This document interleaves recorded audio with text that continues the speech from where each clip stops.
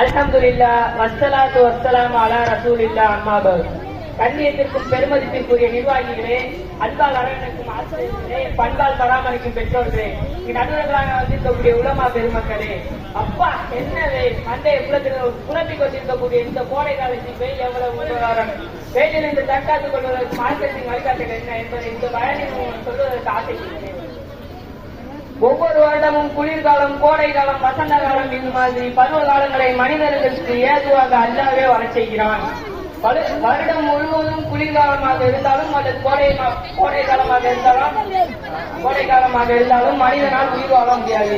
எனவே அல்லாஹ்வே காலங்களை மாறி மாறி வரச் செய்கிறான். சந்திரனும் சூரியனும் அல்லாஹ்வின் சான்றுகளில் கட்டுப்பட்டதாக இருக்கிறது என நபி ஸல்லல்லாஹு அலைஹி வஸல்லம் அவர்கள் கூறுகிறார்கள்.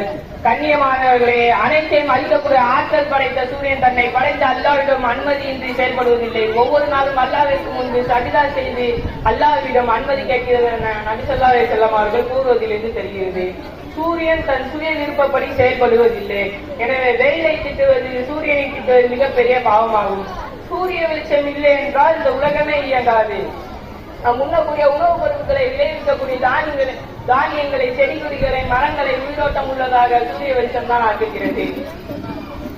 உடலுக்கு தேவையான சுறுசுறுப்பு, புத்துணர்ச்சி மற்றும் நோய் கிருமிகளை அழிப்பது போன்ற உடல் ஆரோக்கியத்திற்கு தேவையான விட்டமின் டி, நோய் எதிர்ப்பு சக்தி, சரியான முறையான தூக்கம் சூரிய வெளிச்சத்தால் ஆகுகிறது.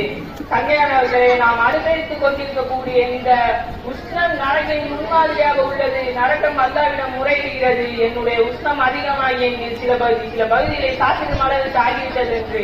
உடனே அல்லாஹ் வருடத்திற்கு இருமுறை வாய்ப்பு தருகிறான். ஒரு முறை மூச்சை உள்ளே இழுப்பது, மறுமுறை மூச்சை விடுவது. மூச்சை உள்ளே இழுக்கும் போது பூமி குளிர்காலம், மூச்சை இடும்போது கோடை காலம் ஏற்படுகிறது என ஹதீஸில் வருகிறது. எனவே சங்கையானவர்களே, நாம் வெயிலிருந்து தப்பிக்க ஏசி, ஏர் கூலர், ஃபேன், குளிர்ந்த ஆடைகள், குளிர்பானங்கள், குளிர்ந்த நீர் இவையெல்லாம் பயன்படுத்தி நாம் வெயிலிருந்து தப்பிக்கிறோம். வெயிலிருந்து தப்பிக்க தேடிய நாம் நரகிலிருந்து தப்பிக்க என்ன செய்திருக்கிறோம் என்று சிந்தித்து பார்க்க வேண்டும். எனவே அல்லாஹ்வின் நபியே, நரகின் நெருப்பு சூரியன் வெளிச்சத்தை விட கடுமையானது என கூறுங்கள் என்று சொல்கிறான்.